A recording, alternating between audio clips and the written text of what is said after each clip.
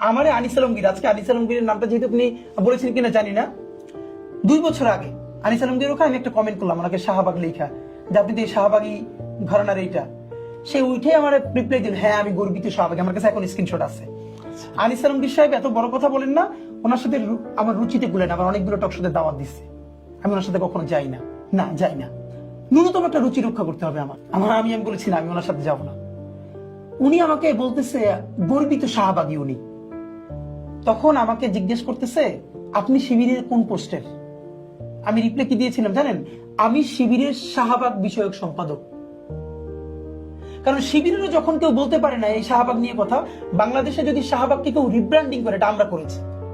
শাহবাগকে জনতার ওই যে এলিট যেই মব ছিল, আবার দেখেন এখন মব আসছে না তো, 100 বছরের মধ্যে রাষ্ট্রীয় স্পন্সরশিপের সব থেকে বড় মব হলো শাহবাগের মব। পুরো বিচার ব্যবস্থা ভেঙে দিয়ে মানুষের দেওয়া হয়েছে।